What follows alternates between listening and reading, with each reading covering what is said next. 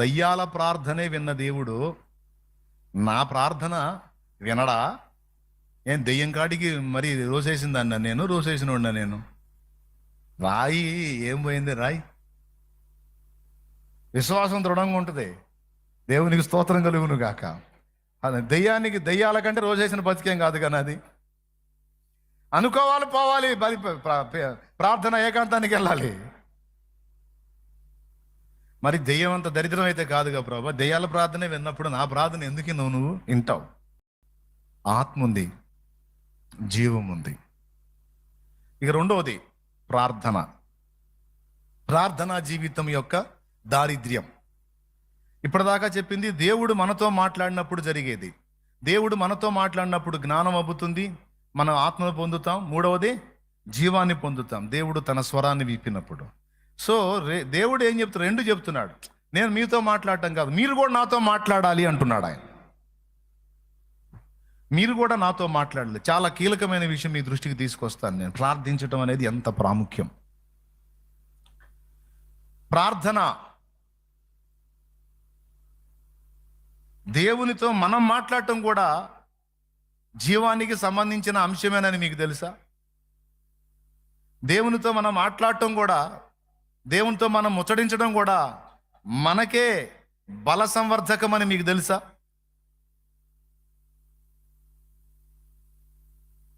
తెలుసుకోవాలి. దేవునితో మనం మాట్లాడుటను ప్రార్థన అన్నాం. అది కూడా మనకు బలాన్ని కలిగిస్తుంది, జీవాన్ని కలిగిస్తుంది. అది కూడా ప్రార్థనా జీవితం కూడా. దేనిని గూర్చి చింతపడకుడి కానీ ప్రతి విషయంలోనూ నాకు మొర్ర పెట్టండి అన్నాడని చింత కలిగిన వాళ్ళే ప్రార్థన చేయాలి, చింత లేని వాళ్ళు ప్రార్థన చేయకూడదు అనుకునే సోదోళ్ళు ఉన్నారు కొంతమంది. సోదోళ్ళు ఏమనుకోవద్దు, మిమ్మల్ని కాదులే, అట్ట అనుకున్న వాళ్ళని సోదోళ్ళు అంటున్నాను నేను. మీరు దేని గురించి చింతపడకుడి కానీ ప్రతి విషయంలోనూ నాకు మొర్ర పెట్టండి అంటే అగసాట్లు ఉన్నోళ్ళు, బాధలు ఉన్నోళ్ళు, చింతలు ఉన్నోళ్ళు, ఇబ్బందులు ఉన్నోళ్ళు మాత్రమే ప్రార్థన చేయాలి. మనకు అలాంటివి ఏమి లేవు కాబట్టి దేవుడి దయ వల్ల మనం అంతా బాగున్నాం కాబట్టి మనకు అంత ప్రార్థనా జీవితం అవసరం లేదు అనుకుంటున్నారు. కాదు కాదు కాదు. చింతలు రెండు రకాలు. ఒకటి భౌతికమైన చింత, రెండు ఆధ్యాత్మిక చింత. పౌలు గారు నాకు అన్నానికి లేదని చింత చెప్పలా, నా శరీరంలో బలహీనత ఉంది అందుకని చింతపడుతున్నానని చెప్పలా, నాకు వస్త్రహీనత ఉంది అందుకని చింతించుతున్నానని చెప్పలా. ఆ విషయాల్లో నువ్వు నేను చింతపడితే పౌలు ఏమన్నాడు తెలుసా? దేని గురించి చింతపడకుడు కానీ ప్రతి విషయాన్ని ప్రార్థన విజ్ఞాపనలో దేవునికి చేయండి, ఆయన మిమ్మల్ని గూర్చి చింతించుచున్నాడు, డోంట్ వరీ అని మనకే చెప్పాడు. మనకే చెప్పినోడు ఆయన చింతపడతాడా? నాకు అన్నానికి లేదని, వస్త్రం లేదని, ఆరోగ్యం లేదని చింతపడతాడా? ఫీల్ అవుతాడా? నో. అయితే ఆయన చింత కూడా చెప్పాడు. దేని గురించి అంటే సంఘములను గూర్చిన చింతయు కలదు అన్నాడు. 2 కొరింథీ పత్రిక 11వ అధ్యాయం 25-26 వచనాలు ఒకసారి చూడండి.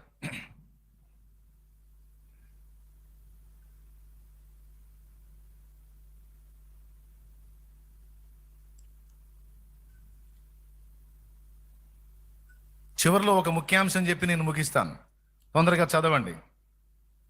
2 కొరింథీ పత్రిక 11వ అధ్యాయము 26 చదువు. అనేక పర్యాయములు ప్రయాణములు 27 చదువు. కపట సహోదరుని మన ఆపదలోను ఉంటిని 28 చదువు. ఇవియుగాక సంగములన్నిటిని గురించిన చింతయు కలదు. అదయ్యా మనకి 2 చింతలో ఉండాలి. ఒక చింత నీ వ్యక్తిగత ఆత్మీయ జీవితాన్ని గూర్చిన చింత. రెండవ చింత ఇతరుల ఆత్మీయ జీవితాన్ని గూర్చిన చింత. ఈ 2 చింతలే. ఇక నీ భౌతిక సంబంధమైన విషయాలను గూర్చిన చింత నీకొద్దు. ఎందుకో అంటే బైబిలే చెప్పింది, వాటి విషయంలో మీరు చింతించాల్సిన అవసరం లేదు, దేవుడు సమకూరుస్తాడు. నీకు ఉద్యోగం కావాలని తెలుసు, అప్పులు తీర్చాలని తెలుసు, పిల్లలు లేరు గొడ్డాలు అని తెలుసు, పిల్లలు ఇవ్వాలని తెలుసు, నీ కడుపులో ఏదో సమస్య ఉందని తెలుసు, నీకు రోగం ఉందని తెలుసు, నీకు భౌతికంగా ఏమేమి ఉన్నాయో అన్నీ తెలుసు ఆయనకి. అసలు వాటిని గురించి నువ్వు చింతించాల్సిన అవసరమే లేదని చెబుతున్నాడు.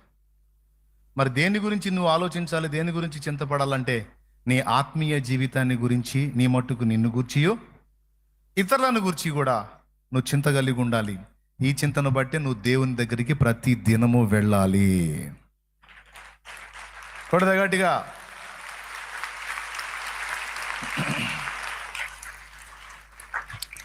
సరే, నేను వెళ్ళి ప్రార్థనలో నా భౌతికమైన అవసరాలు కూడా అడుగుతానంటే అడగమని చెప్పాడు. అది కూడా ప్రార్థనా విజ్ఞాపనల చేత ప్రతి సమస్యను గూర్చి దేవునికి మొరపెట్టుకోమన్నాడు.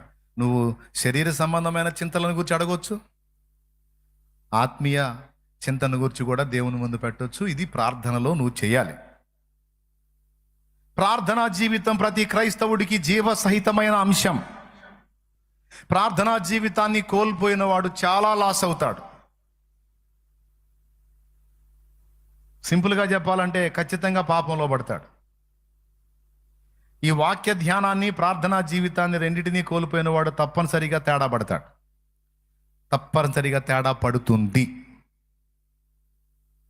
అలా జరగకూడదు అంటే ఈ రెండిటి విషయంలో మెలకువగా ఉండాలి. ప్రభువుకి స్తోత్రం చెప్పండి. ప్రార్థన మనం మొర్ర పెట్టినప్పుడు నిశ్చయంగా దేవుడు ఆలకిస్తాడు. మనం మొర్ర పెట్టినప్పుడు దేవుడు ఖచ్చితంగా ఆలకిస్తాడు. నీకు తెలుసా? మన ప్రార్థన ఎంతో నిశ్చయంగా వింటాడంటానికి మీకు నిరూపణ, దెయ్యాలు ప్రార్థన చేసినా కూడా దేవుడు విన్నాడు. నమ్మగలరా? దెయ్యాల ప్రార్థన కూడా దేవుడు విన్నాడని మీరు ఎరుగుదురా? లూకాసు వార్త 8వ అధ్యాయము 27వ వచనం చదువు.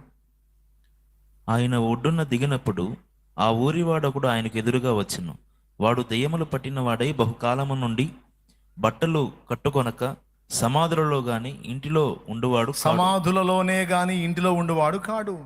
వాడు యేసును చూచి కేకలు వేసి ఆయన ఎదుట సాగిలపడి, యేసు, సర్వోన్నతుడైన దేవుని కుమారుడా, నాతో నీకేమి?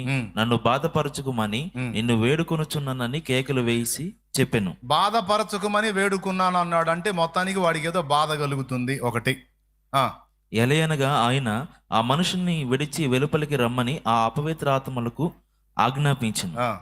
అది అనేక పర్యాయములు వానిని 30వ వచనం చదువు.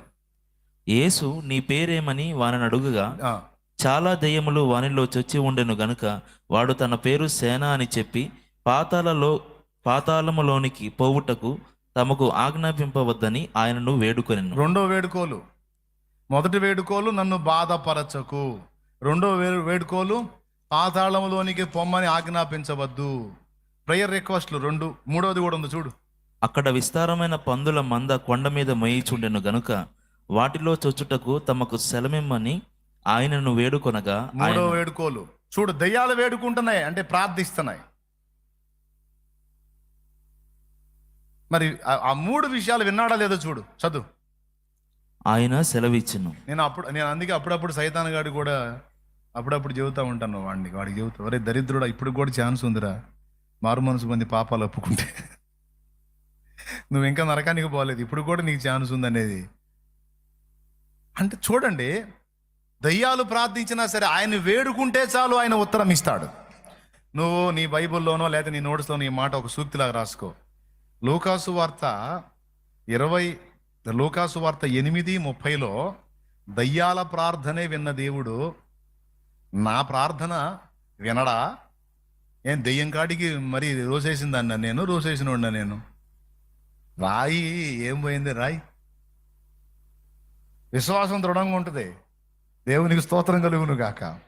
అది దెయ్యాల కంటే రోజేసిన బతికేం కాదు కానీ అది అనుకోవాలి, పోవాలి, ప్రార్థన ఏకాంతానికి వెళ్ళాలి. మరి దెయ్యం అంత దరిద్రం అయితే కాదుగా ప్రభా. దెయ్యాల ప్రార్థనే విన్నప్పుడు నా ప్రార్థన ఎందుకు నువ్వు వింటావు? దెయ్యాలే వచ్చి చెబుతాయి, నీ దగ్గరకు వచ్చి చెబుతాయి. నువ్వు బలహీనమైన ఆలోచనలు కలిగిన వాడివి, నువ్వు నోరు కుదరదు, నువ్వు చేయి జారుతావు, నువ్వు కాలు జారుతావు, కన్ను జారుతావు అంటే ఆ మాట దెయ్యాలు ప్రేరణ కలిగిస్తాయి కదా. అప్పుడు దెయ్యాలతో చెప్పాలి, మీ కాడికి రోసేసినోడు ఏం కాదు. ఏమనాలి? మీ కాడికి రోసేసినోడు కాదు కదా నేను. మరి మీ ప్రార్థనే విని ఆయన జవాబు ఇచ్చినప్పుడు నా ప్రార్థన ఎందుకు వినడు? నోరు మూసుకొని పొండను. స్తోత్రం. ఏమైనా అర్థమైందా మీకు? ఎంతమందికి అర్థమైంది? అది సంగతి. దయ్యాల ప్రార్థన విన్న దేవుడు. మరి దయ్యాల కాడి దరిద్ర బతుకమ్మంది కాదుగా. స్వరక్తం ఇచ్చి సంపాదించాడు, రక్తం పెట్టి కొన్నాడు, కడిగాడు, కుమారులు కుమార్తెలుగా స్వీకరించాడు. అయ్యన్న వెలివేయబడ్డాయి. మనం కొడుకులం కూతుళ్ళం. అయ్యక్కడ మనం ఎక్కడ? వాడి ప్రార్థనే విన్నోడు మన ప్రార్థన ఎందుకు వినడు? అసలు ఇది ఒక్కటి ఊహించుకుంటే, ప్రార్థనకు పోయేటప్పుడు ఇది ఒక్కటి ఊహించుకుంటే ఎంత బలం వచ్చిద్దో, ఎంత విశ్వాసం వచ్చిద్దో, ఎంత నిశ్చయిత వచ్చిద్దో ప్రార్థనకి. దేవునికి స్తోత్రం కలుగును గాక. హల్లెలూయా చెప్పండి. చెప్పు ఇంకోసారి గట్టిగా. అవునా? ఇలా కొంతమంది ఇంకా ఇతర వ్యక్తులు, డేంజర్ వ్యక్తుల ప్రార్థనలు కూడా విని జవాబు ఇచ్చాడు. అంత చండాలు పోళ్ల ప్రార్థనలే విని జవాబులు ఇచ్చినప్పుడు మన ప్రార్థన విని జవాబు ఇవ్వడు. కొంతమందికి ఏం డౌటో ఏదో అడుగుతున్నాను కానీ అన్నయ్య ఏందోలే అన్నయ్య ఎటు తిప్పుతూ ఉంటారు. చేస్తారు కానీ నిశ్చయిత ఉండదు. ఇక నుంచి నిశ్చయిత. దెయ్యాల ప్రార్థన విన్నప్పుడు మరి విన్నాడా లేదా వాటి ప్రార్థన? పందుల్లో సరిపోండి అన్నాడా లేదా? అన్నాడా లేదా? వామ్మ ఏందండి ఏం మూలగరు అన్నాడా లేదా? పోయినాయా లేదా? అది కీలకమైన మాట, చివరి మాట చెప్పి నేను ముగిస్తాను. సూటిగా సుత్తి లేకుండా ఈ ఒక్క మాట మాత్రం భక్తిపరులైన వాళ్ళు మైండ్కి ఎక్కించుకోండి. దేన్ని సమకూర్చుకోవాలంటే ఆఖరి మాట దేవుని శక్తిని సమకూర్చుకోవాలి. దేవుని శక్తిని. ఇక్కడ సేవకులు, విశ్వాసులు అందరూ వినండి. దేవుని పాదాల దగ్గరికి వెళ్ళి ఈ ఒక్క మాట కూడా దయచేసి రాసుకోండి, సీరియస్గా తీసుకోండి. దేవుని దగ్గరికి వెళ్ళి దేవుని పాదాల దగ్గర కూర్చొని నీ సమస్యల కోసం జవాబులు అడగటమే కాదు, ఆధ్యాత్మిక జీవాన్ని అడగటమే కాదు, ఈ మూడవ మాట కూడా నువ్వు అడుగు. ఏంటంటే నీ శక్తితో నన్ను నింపుమని అడుగు. నువ్వు ఎందుకు ఆయన శక్తి నీకు అవసరమైందంటే, ఒకటి నువ్వు బలంగా ఉండటానికి మాత్రమే గాక ఇతరులను బాగు చేయునట్లు శక్తిని నువ్వు కోరాలి. మనం అడిగితేనే ఇస్తాడు ఆయన. తండ్రి తన్ను అడుగువానికి ఎంతో నిశ్చయముగా తన పరిశుద్ధాత్మను అనుగ్రహించునని రాయబడి ఉంది. పరిశుద్ధాత్మ శక్తిని అనుగ్రహిస్తాడు తండ్రి. ఓ దైవజనుడా, దేవుని పాదాల దగ్గరికి వెళ్ళి అనేక మంది రోగులు నా దగ్గరకు వస్తున్నారు ప్రభువా, మరి వాళ్ళ మీద నేను చేతులు ఉంచుతున్నాను, నువ్వు నాకు శక్తిని ఇవ్వకుండా నేను ఒట్టిగా చేతులు ఉంచితే నేను వారిని మోసగించినట్టు అయింది. అది ఎలా ఉంటుందంటే ఖాళీ పాత్ర తీసుకొని వాళ్ళ నోట్లో గుక్కినట్టు ఉంటుంది. చుక్క నీళ్లు కూడా లేని ఒక ఒట్టి పాత్రను తీసుకొని ఇదిగో నీళ్లు వస్తున్నాయి తాగండి అంటే అది వాళ్ళని మోసగించడం అవుతుంది. కాబట్టి నిజంగా ఏ శక్తి లేకుండా నీ శక్తి పొందుకోకుండా నేను ఒట్టి చేతులు వాళ్ళ మీద పెడితే వాళ్ళని ఒక భ్రమలోనికి తీసుకెళ్తున్నట్టే కానీ వాళ్ళు ప్రభావాన్ని పొందలేరు.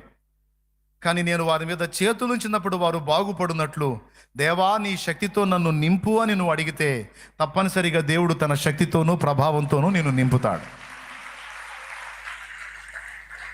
ఇది దేనికోసం? పేరు ప్రఖ్యాతుల కోసం కాదేసయ్యా. మరెందుకోసం? ఒకటి, వారి ఎడల జాలిని బట్టి. 3, ఆత్మ రక్షణ కొరకు నీ శక్తి విడుదల కావాలి ప్రభువా. దేవుని రాజ్యము ఒట్టి మాటలతో కాదు శక్తితో ఉందని వాక్యంలో రాయబడి ఉంది. చదువుతావా? కొరింథీయులకు రాసినటువంటి మొదటి పత్రిక ఈ ఒక్క వచనం చదివేసేయండి, ఇక ప్రార్థన చేసేస్తాను. పెందలక్కడనే మిమ్మల్ని వదిలేస్తాను. ఇక మీరు ప్రార్థన చేస్తారో మీరు ఎట్లా ఏదో 4వ అధ్యాయం 19వ వచనం చూద్దాం. చూడండి, మొదటి కొరింథీ 4:19 చదువు నాయన. ప్రభు చిత్తమైతే త్వరలోనే మీ యొద్దకు వచ్చి ఉప్పొంగుచున్న వారి మాటలను కాదు వారి శక్తినే తెలుసుకొందును. దేవుని రాజ్యము మాటలతో కాదు శక్తితోనే ఉన్నది. ఖతం. ఏ మాట అన్నాడు చూడండి. దేవుని రాజ్యము మాటలతో కాదు శక్తితోనే ఉంది. ఓ విశ్వాసి, నువ్వు అడిగినా దేవుడు శక్తిని ఇస్తాడు. నీ కళ్ళ ముందు కూడా అనేక మంది రోగులు, సమస్యలతో ఉన్నవాళ్ళు, బాధలతో ఉన్నవాళ్ళు వస్తున్నారు. దేవా, నేను ప్రార్థించినప్పుడు నీ శక్తి విడుదలే వాళ్ళలో కార్యం జరుగునట్లు నీ శక్తితో నన్ను నింపమని మనం అడగవలసి ఉన్నది. ఇది ఎలీషా అడిగింది. ఎలీషా అడిగినప్పుడు ఇచ్చాడా లేదా దేవుడు?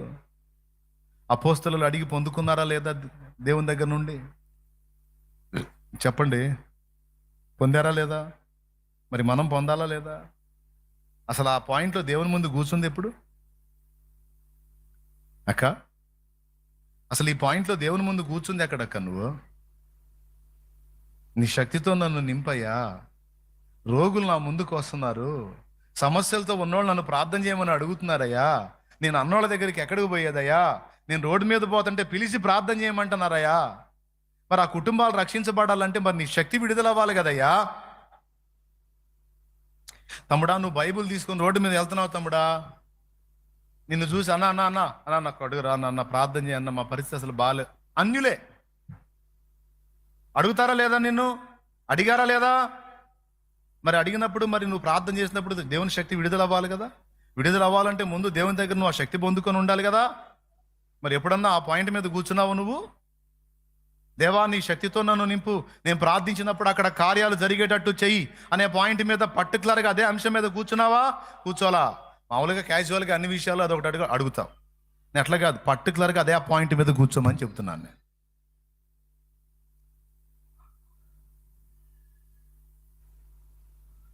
మామూలు సువార్త చెప్పినప్పుడు జరిగిన కార్యం కంటే దేవుని శక్తి విడుదలైనప్పుడు జరిగినటువంటి రక్షణ కార్యాలు ఎక్కువ. పేతుర్ని ఫిలిప్పుని ఇద్దరిని తీసుకొని చూడండి మీరు. పేతురు 2 అద్భుతాలు చూపించి 8,000 మందిని రక్షణలో నడిపించాడు. స్తోత్రం. ఫిలిప్పు గారడీ సీమోను గారడీలు చేసి మోసం చేసినటువంటి సమరయ ప్రజల్ని ఒరిజినల్ అద్భుతాలతో నిజమైనటువంటి సూచక్రియలు చూపించి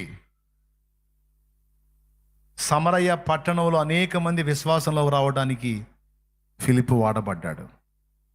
వాడేమో సీమోనేమో గారడీలు చేస్తే ఫిలిప్పు ఒరిజినల్ శక్తిని రుజువు చేశాడు, రియల్ పవర్ని చూపించాడు, వాళ్ళకి నిజమైన శక్తిని చూపించాడు. ఆ దెబ్బకి ఆ గారడీలు చేసేవాడు కూడా బాప్తీసం పొందాడు. మరి అలాంటి ఒరిజినల్ శక్తి ఎక్కడ విడుదలవుతుంది ఆయన? అసలు ఆ శక్తిని నింపుకున్న భక్తుడేడి? దానికోసం దేవుని ముందు కనిపెట్టిన భక్తుడేడి? కాస్త కూస్త ఏదన్నా దేవుడు కృపనిస్తే పబ్లిసిటీ ఎక్కువ అయిపోయా.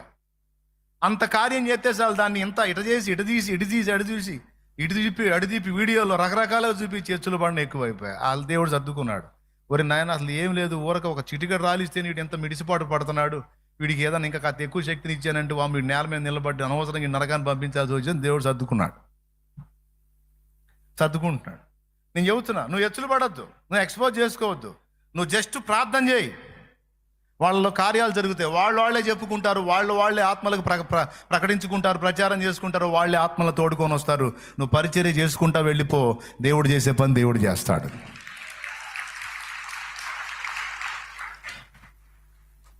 నేను ఘోరంతంలో కొండంతలు చేసి ఇదిగో నేను ప్రార్థించినప్పుడు ఇది జరిగిందని నేను ఏది చూపించలా. ఫస్టే చెప్పాడు దేవుడు నాకు, నువ్వు అట్లాగానే ఎక్స్పోజ్ చేసావంటే నేను చేయనని. ఎక్స్పోజ్ వద్దు, పాడొద్దు, నా బొంద నాకెందుకు నాయన ఎక్స్పోజింగ్లు. ఏదన్నా కార్యం జరిగితే నీకు మహిమ వచ్చేటట్టే చెబుతాను తండ్రి, నాకు వద్దయ్యా నువ్వు కార్యాలు చేయమని. అప్పటి నుంచి ఇప్పుడు దాకా ప్రార్థన చేసి అలాగని ముందుకు సాగుతున్నాను. సైలెంట్గా దేవుడు చేసే అద్భుతాలు దేవుడు చేస్తా, వారం సూచక్రియలు మహత్కార్యాలు సాక్ష్యాలు వస్తానే ఉన్నాయి. ఏమన్నా అర్థమైందా నేను చెప్పింది? దేంతో నింపబడాలంటున్నాను? శక్తిహీనుడనందువేమయ్యా సౌజన్యమగు శుద్ధాత్మ శక్తిని, క్రైస్తవుండా కదలి రావయ్యా కలుషాత్ములకుని సిలువ శక్తిని దాటవేమయ్యా. క్రైస్తవుండా కదలి రావయ్యా కలుషాత్ములకుని సిలువ శక్తిని దాటవేమయ్యా. ఎండబాణాలనియు జడిసి ఎంత కాలము మూలనుందువు, ఎండబాణాలనియు జడిసి ఎంత కాలము మూలనుందు, కండలను ప్రేమింతువేమన్నా ఈ మంటి కండలు ఎంత పెంచిన మంటికేనన్నా. దేవునికి మహిమ. మాటలు చెప్పేవాళ్ళు చాలా మంది ఉన్నారు. శక్తి కావాలి, పరిచర్య ముందుకు పోవాలంటే శక్తి కావాలి. ఆ శక్తితో నింపబడాలి. దానికోసం దేవుని ముందు కూర్చోవాలి. ఆ ప్రభావంతో నింపబడాలి. చేతులుంచినప్పుడు కార్యాలు జరగాలి. ఆ జరిగిన కార్యాలు సాక్ష్యాలే అనేక మందికి ప్రకటింపబడాలి. వాళ్ళే అనేక మందికి సాక్ష్యం ఇచ్చి అనేక ఆత్మల్ని నడిపించాలి. ఆ విధంగా ఉజ్జీవం రావాలి. పరిచర్య ముందుకెళ్ళాలి శాఖోపశాఖలుగా. అది రూటు. ఆ శక్తిహీనం అయిపోయి, భక్తిహీనం అయిపోయి, బలహీనం అయిపోయి ఎట్లా? సేవకుల్లో శక్తి లేదు, విశ్వాసుల్లో శక్తి లేదు. మరి ఉజ్జీవం ఎక్కడ వస్తుంది?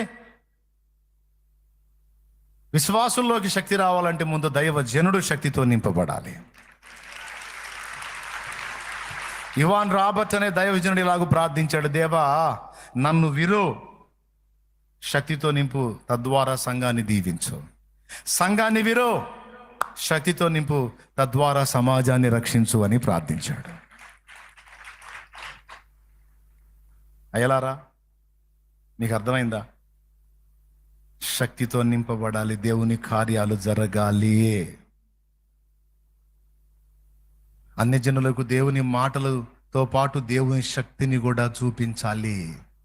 ఆ అమ్మాయి మా ఇంట్లో అడుగుపెట్టి ప్రార్థన చేసింది. దేవుని ప్రభావం మా ఇంట్లో నిండింది. కార్యాలు, మామూలు కార్యాలు జరగల, దేవుని శక్తివంతమైన కార్యాలు. ఆ అక్క ప్రార్థించింది, ఆ తల్లి అడుగుపెట్టి ప్రార్థించింది, ఆ చెల్లి మా ఇంట్లో అడుగుపెట్టి ప్రార్థించింది. మా కార్యాలు, శక్తివంతమైన కార్యాలు జరిగాయి అని అన్య జనులు సాక్ష్యం ఇవ్వగలిగారా? ఆ అన్న మా ఇంట్లో అడుగుపెట్టి ప్రార్థించాడు, ఆ రోజు నుంచి ఈ రోజు దాకా తిరుగులేదు. ఆ తమ్ముడు మా ఇంట్లోకి వచ్చి పోతుంటే అట్ట కేకేసాం, వచ్చాడు, ఆ మంచం మీద బడున్న ఆయనకి వెళ్ళి చూశాడు, కన్నీటితో 2 ప్రార్థనలు చేశాడు, వెళ్ళిపోయాడు. ఆ దెబ్బతో లేచాడు. ఇక అప్పటి నుంచి ఇప్పటిదాకా మళ్ళీ మంచం మీద లేడు మనిషి. అంత స్వస్థత కార్యం జరిగింది. మరి యేసుప్రభు ఎందుకు లేడు? యేసుప్రభు ఉన్నాడు. ఆయన కార్యాన్ని కూడా ఆయన ప్రార్థన, ఆ తమ్ముడు ప్రార్థన ద్వారా మేము చూసాం. ఎవడేమన్నా అనుకుని మేము చర్చికే పోతామని రావాలి, శక్తిని చూపించాలి.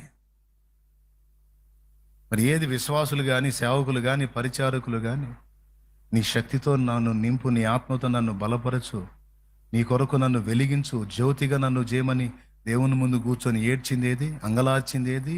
ప్రలాపించింది ఏది? ప్రార్థించింది ఏది? అసలు ఆ పాయింటే లేదే మన హృదయాల్లో. ఎంతమందికి అర్థమైంది? మరి ఇకనన్నా చేస్తారా?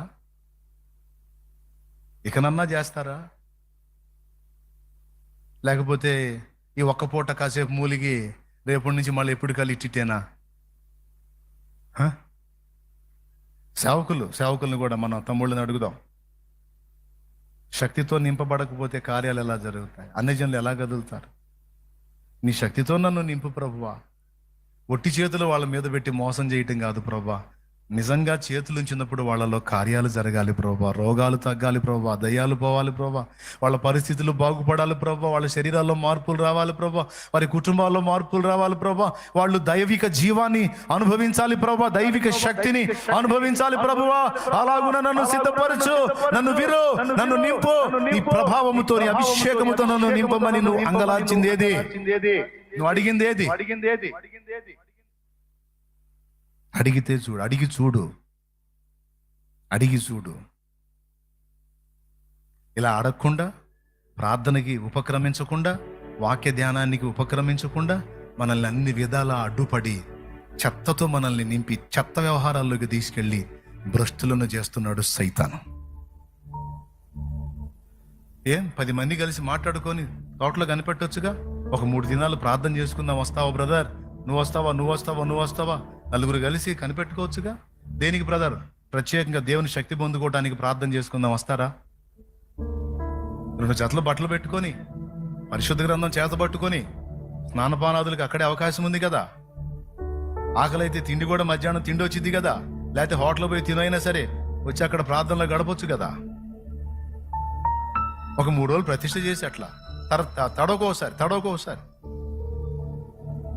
ప్రత్యేకంగా ప్రార్థన కోసమే టైం. 3 days, 5 days, 7 days నేను ఫాస్టింగ్ ఉండమంటలేదుగా. ఒకవేళ ఓపిక ఉంటే ఉండు, లేకపోతే తింటానైనా చెయ్యి, కనిపెట్టు దేవుని ముందు. పరిశుద్ధ గ్రంథం చేత పట్టుకో. ప్రార్థనా వాక్యం, ప్రార్థనా వాక్యం, ప్రార్థనా వాక్యం, ప్రార్థనా వాక్యం నిండిపో. సెల్ ఫోన్ కూడా స్విచ్ ఆఫ్ చేసి ఇంట్లో పడేసే. ఇంట్లో వాళ్ళకి చెప్పు, ఒక 7 రోజుల పాటు నన్ను కదిలించొద్దు, 5 రోజుల పాటు కదిలించొద్దు, 3 రోజుల పాటు కదిలించొద్దు అని చెప్పు. ఎవడో వచ్చి నిన్ను రేపడం కాదు, నువ్వే నలుగురిని రేపు. ఎట్ట తయారయ్యారు తెలుసా? ఎక్కడోడు అక్కడ కూర్చొని ఎవడో వచ్చి రేపాలా, నేను పోవాలన్నట్టు తయారయ్యారు. ఎవడో వచ్చి నిన్ను రేపేదేంది, నువ్వే రేపు నలుగురిని కూడా. సేవకులారా, మీరు కూడుకోండి, దేవుని శక్తి కోసం నింపబడండి. చూడండి, కావాలంటే సంఘాలు ఎట్లాంటి ఉద్యమం వచ్చిందో చూడండి, ఆ పని చేసి చూడండి. సంవత్సరం దాటింది అంటే సంఘము 2 కావాలి, లేకపోతే కనీసం ఒక్కింతన్నా పెరిగి ఉండాలి, కనీసం కొంతమంది అన్న రక్షింపబడి ఉండాలి. ఏ సంఘంలో ఉద్యమం కావాలా? 200 మంది సంఘం ఉండవు, 200 ఉండకూడదు, అది కనీసం 300 కావాలి, 400 కావాలి. ఇంకా అనేక ఆత్మలు రక్షింపబడాలి. రక్షింపబడాలంటే శక్తి విడుదల కావాలి.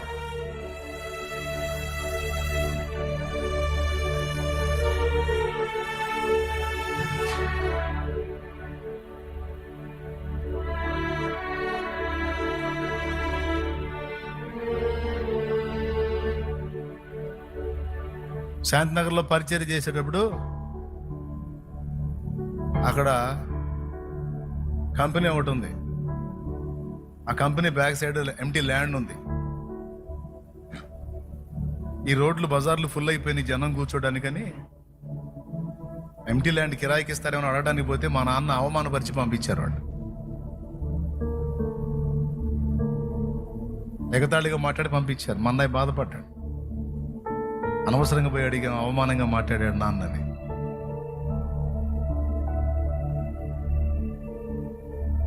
బాధ వేసింది. ప్రార్థన చేశాం. ఈ రోడ్డు ఉందా, రోడ్డుకి ఆ పక్క అది, రోడ్డుకి ఈ పక్క ఇది. దేవునికి మహిమ కలుగును. ఎంత అడిగింది? 40 సెంట్లు అడిగింది. ఎంత అడిగింది? 40 సెంట్లు అడిగింది. అవమానంగా మాట్లాడారు. దాన్ని పట్టుకొని దేవుని ముందుకు వెళ్ళాను రోషంగా. దేవుని పాదాలు పట్టుకున్నా. గుడిది 40 సెంట్లు ఎక్కడ, 6 ఎకరాలు పై చిలుకు.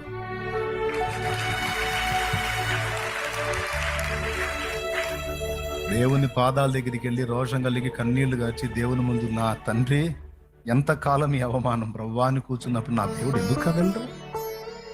ఎందుకు కదలరు?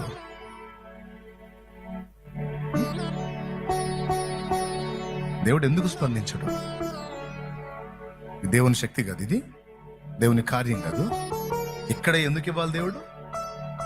ఇక్కడే, దానికి ఆపోజిట్లో ఎందుకు ఇవ్వాలి? 40 సెంట్లకు నా బిడ్డను అవమానపరిచారు. ఇదిగో చూడరా, నేను ఎకరాలు ఇస్తాను నా బిడ్డకని సవాల్ చేసి ఇక్కడే ఇచ్చాడు నాకు దేవుడు. ఎందుకు చేయడు సోదరా? ఎందుకు చేయడు దేవుడు కార్యం? దేవుడేం చేతగానోడా, అసమర్థుడా? కానీ కూర్చోట్ల దేవుని ముందు పట్టుబట్టి వెనుగులాడాలి, కన్నీరు విడవాలి, గోజాడాలి. నా తండ్రి చేయని కార్యం అంటూ ఏది లేదు. నా తండ్రి చేయని కార్యం అంటూ ఏది లేదు. నా దేవుడు రోషగాడు. నా దేవుడు సవాల్కరంగా కార్యాలు చేయగలిగిన సమర్థుడు. నీకు ఆశ ఉండాలి కదమ్మా. నువ్వు దేవుని ముందు కూర్చోవాలి కదా. నీ శక్తితో నన్ను నింపమని అడగాలి కదా. నువ్వు చేతులు ఉంచినప్పుడు కార్యాలు జరగాలి కదా.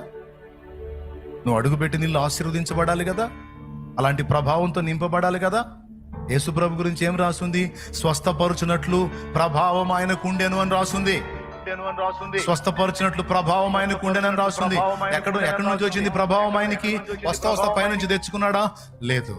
మరి ఎలా పొందుకున్నాడు? ప్రార్థనలోనే పొందుకున్నాడు. నువ్వు నేను మనం అలా ప్రార్థనలోనే పొందగలం. దెయ్యాల ప్రార్థన విని జవాబిచ్చిన దేవుడు నీ ప్రార్థన నా ప్రార్థన ఎందుకు వినడు? నీ కన్నీళ్లు నా కన్నీళ్లు చూసి ఎందుకు జాలి పడడు, ఎందుకు తీవ్రంగా తీసుకోడు, ఎందుకు శక్తినివ్వడు, ఎందుకు కార్యాలు చేయడు, ఎందుకు ఉజ్జీవం తేడో? ఒక బలమైన ఉజ్జీవం చూపనప్పుడు నన్ను ఎందుకు బతకనిచ్చావు తండ్రి? నీ శక్తిని నింపనప్పుడు, నీ ప్రభావం నింపనప్పుడు, నీ కొరకు ఒక రోషం కలిగిన పని జరిగించినప్పుడు నన్ను ఎందుకు బతకనిచ్చావు? నీ శక్తితో నన్ను నింపు, లేకపోతే నా ఊపిరి తీసుకో ప్రభువా. ఎల్ల ప్రజలు నీ మహిమను చూసినట్లు నీ శక్తితో నన్ను నింపు, లేకపోతే తీసుకోనాయన. నాకెందుకు నేను అటు ఇటు కానీ బతుకు? నాకొద్దు ప్రభా, నీ ప్రభావం చూపించాలి నాయన. అన్ని జనులు నీ నామాన్ని మహిమపరచాలి ప్రభా, నీ నామాన్ని ఘనపరచాలి, ఊరేగించాలి, నిన్ను ప్రస్తుతించాలి, మహిమపరచాలి. అటు ఇటు కానీ భక్తి నాకొద్దు ప్రభా. శక్తి కలిగిన భక్తి కావాలి, శక్తి కావాలి ప్రభా, శక్తి కావాలి ప్రభా. నీ శక్తితో నన్ను నింపు ప్రభువా, నీ బలంతో నన్ను నింపు ప్రభువా, నీ జీవంతో నన్ను నింపు ప్రభువా, నీ ఆత్మతో నన్ను నింపు ప్రభువా. నువ్వు దయ్యాల మొరే విన్నవాడివి, నా మొర వినవా? నువ్వు నా మొర నిశ్చయంగా వింటావు కదా, నా ప్రార్థన ఖచ్చితంగా వింటావు. ఈ కార్యాలు చెయ్యయ్యా, నీ కార్యాలు చేయి, నువ్వు కదులయ్యా. నా మహిమ కోసం నేను అడగట్లేదు దేవా, నాకు ఏ గుర్తింపులు వద్దు దేవా. నీ నామం మహింపరచబడితే చూడాలి ప్రభు. అన్ని జనుల ఆత్మలు రక్షింపబడి అనేకులు నరకం నుంచి కాపాడబడుతుంటే అది చూడాలి ప్రభు. అది తీర్చు. శక్తినిస్తాడు నీకు చెల్లి. దేవుడు తన బలంతో నింపుతాడు నిన్ను. నువ్వు చేతులుంచి ఉన్నప్పుడు కార్యాలు జరిగేటట్టు చేస్తాడు ఆయన. నువ్వు పోతా పోతా 2 ముక్కలు ప్రభువా ఈ కార్యం చేయని పోయినా సరే కార్యాలు జరిగేటట్టు చేస్తాడు ఆయన. కానీ ఆ విషయాల కోసం కూర్చోవాలి. సేవకులు, విశ్వాసులన్న భేదం, ఆత్మల భారం ఉన్న ప్రతి గుండె ఈ సంగతుల కోసం మొరపెట్టాలి. వేటిని సమకూర్చుకోవాలి మనం? దేవుని జ్ఞానాన్ని, దేవుని ఆత్మని, దేవుని జీవాన్ని, దేవుని శక్తిని మనం సమకూర్చుకోవాలి. దేవునినే సమకూర్చుకున్నట్టు కృప మనందరికీ తోడై ఉండును గాక. లేదు చాలు, మీకు మంచి టైం ఇస్తా ఉన్నాను, మంచి టైం ఇస్తా. ఒకసారి లేచి నిలబడి నాన్న, లేచి నిలబడి నాన్న. మీకు మంచి టైం ఇస్తున్నాను, నువ్వు దేవునితో గడపడానికి తీర్మానం చేయండి. ఒకరినొకరు రేపుకోండి, ప్రార్థనకి కనిపెట్టండి.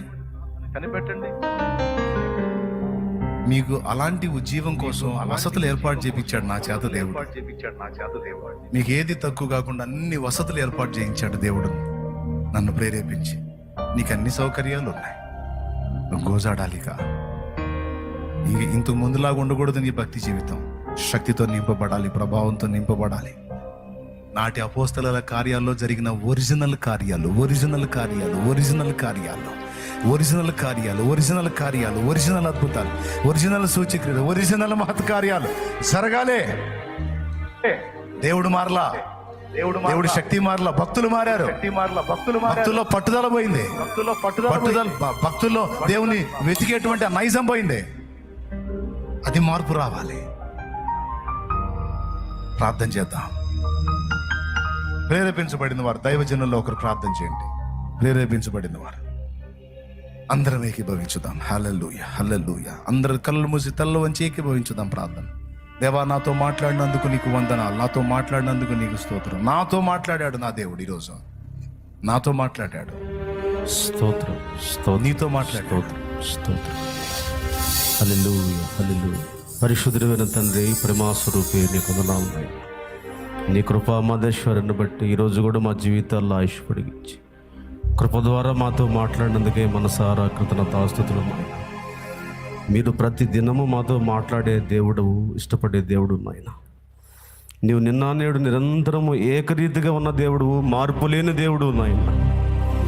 మట్టి పురుగులుగా మా బ్రతుకుల్లోనే మార్పులు, మా జీవితాల్లో మార్పులు, మా భక్తి జీవితంలో మార్పు, మా ధ్యానంలో మార్పు నాయన.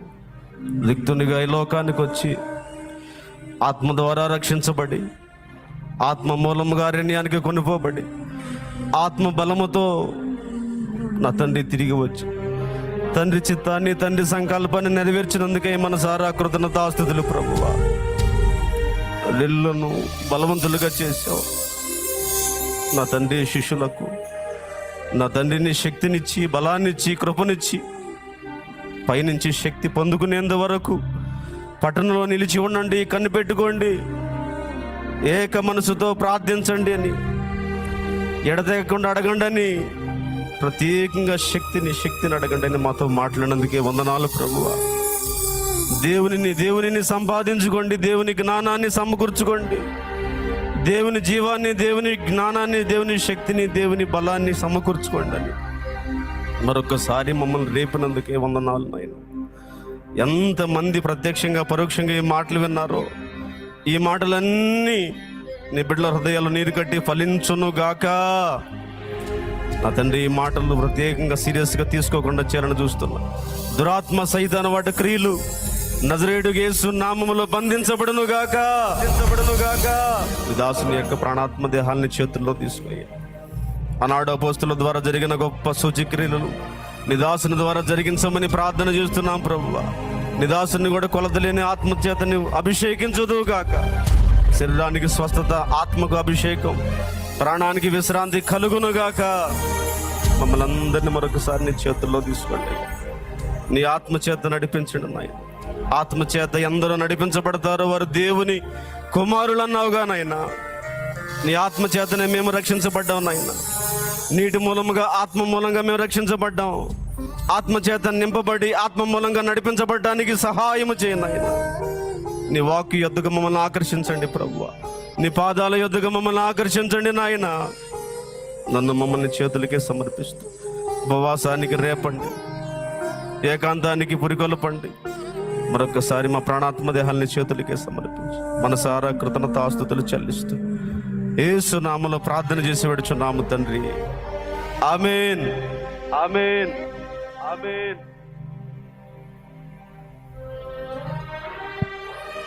మన తండ్రి అయిన దేవుని ప్రేమ, ఆయన ప్రియ కుమారుడును లోకరక్షకుడునైన యేసుక్రీస్తు వారి దివ్యమైన కృప, పరిశుద్ధాత్మ దేవుని యొక్క అన్యోన్యనీతి సహాయ సహవాస సమాధానములు సమకూడిన మనకు సకల పరిశుద్ధులకు సార్వత్రిక సంఘమంతటికి సదాకాలము తోడై ఉండి నిత్యంతంలో చేరు పర్యంతమును నడిపించును గాక.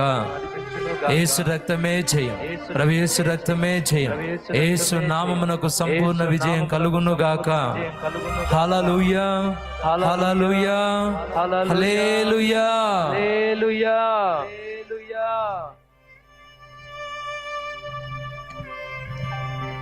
ప్రార్థన సహాయం పొందుకున్నటువంటి వాళ్ళు దైవజనులు మీ ముందుకు వస్తారు. మీ చేతులు ఉంచుతారు, విశ్వాసం ఉంచండి. అంతేకాదు మీరు కూడా ఆత్మశక్తిని పొందుకొని ఇతరుల కోసం ప్రార్థించి వాళ్ళని రక్షించడానికి నడుం కట్టండి. కృప మనందరికీ తోడై ఉండునుగాక.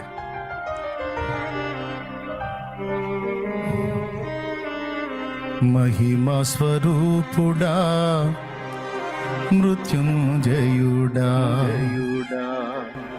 మరణపు ముల్లును విరచినవాడా,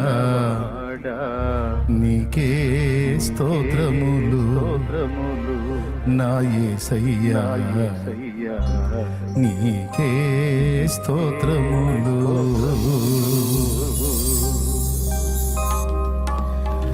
మహిమ స్వరూపుడా, మృత్యుంజయుడా, మరణపు ముల్లును విరచినవాడా, నీకే స్తోత్రములు నా యేసయ్యా, నీకే స్తోత్రములు, నీకే స్తోత్రములు నా యేసయ్యా, నీకే స్తోత్రములు.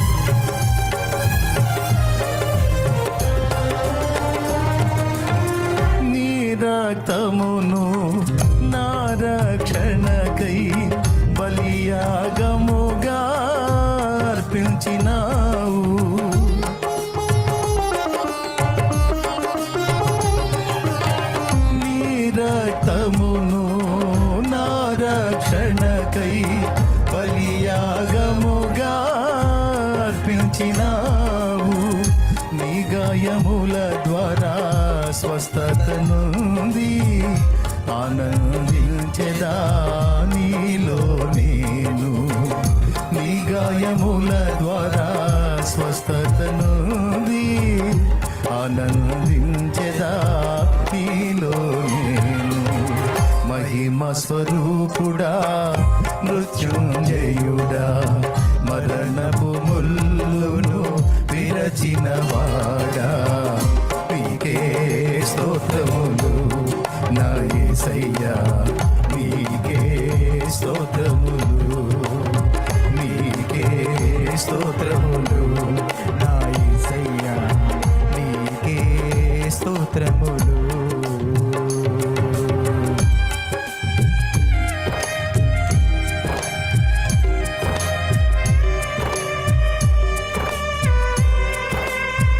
చేయించుకోవాలనుకున్న ప్రతి ఒక్కరు త్వరగా ముందుకు వచ్చినట్లయితే మీ కొరకు దైవజనులు ప్రార్థన చేస్తారు.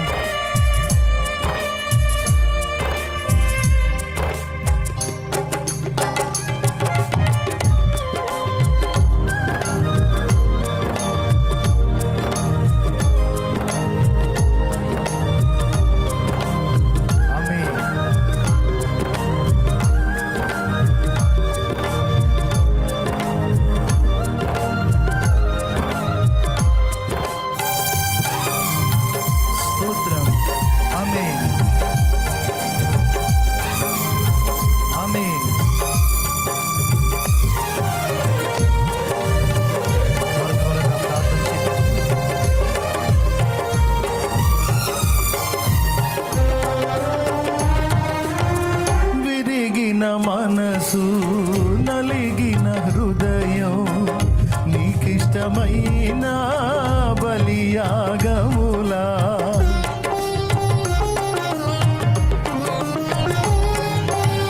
విరిగిన మనసు నలిగిన హృదయం నీకిష్టమైన బలియాగములా, నీ చేతితోనే విరచిన రోటెనై ఆహారమౌదును అనేకులకు, నీ చేతితోనే విరచిన రోటెనై ఆహారమౌదును అనేకులకు.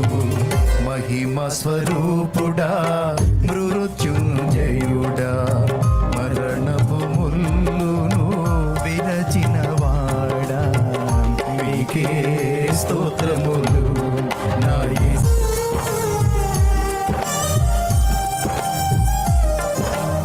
పరిశుద్ధాత్మ అభిషేకాలు మన నిక్కుతున్న తండ్రి, ఆరాధన ఆమేన్. స్తోత్రం.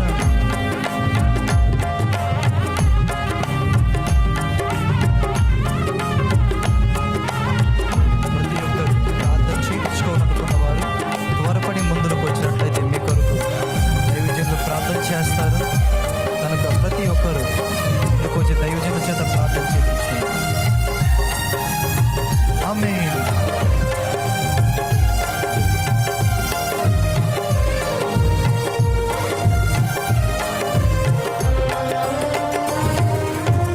పరిశుద్ధాత్మ బలములు పొంది పరిపూర్ణమైన జ్యేష్ఠుల సంగమై,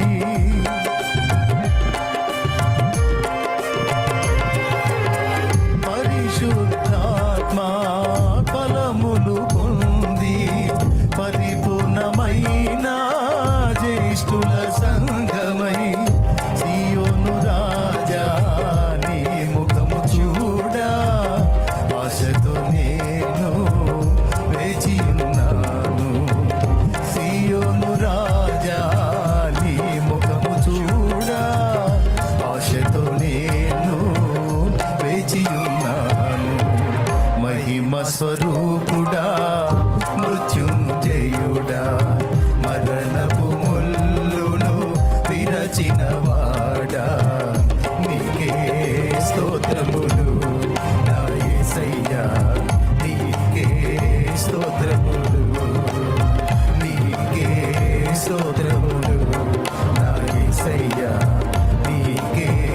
స్తోత్రములు నీకే స్తోత్రములు నా యేసయ్యా నీకే స్తోత్రములు నీకే దేవుని శక్తితో నింపబడినట్లు దేవుని గోజాడండి. దేవుని ప్రభావంతో మిమ్మల్ని కూడా నింపుతాడు ఆయన. సేవకులే కాదు, తనను అడుగు వారికి ఎంతో నిశ్చయముగా తన పరిశుద్ధాత్మను అనుగ్రహించిన లైవ్ ద్వారా వీక్షించే వాళ్ళు అనేక మంది ఉన్నారు. మీరు సహా అడగవచ్చు. దేవుని శక్తిని అడిగి మీరు ప్రార్థించడం ద్వారా కూడా దేవుని బలమైన కార్యాలు జరుగుతాయి. లైవ్ లైవ్ లైవ్ లో జూమ్ లో కనపడుతున్న వారు మీరందరూ దేవుని శక్తి కొరకు అడగండి. మీ ఆత్మీయ జీవితాలను సరిదిద్దుకోండి. దేవుని ప్రభావంతో నింపబడినట్లు దేవుని గోజాడండి.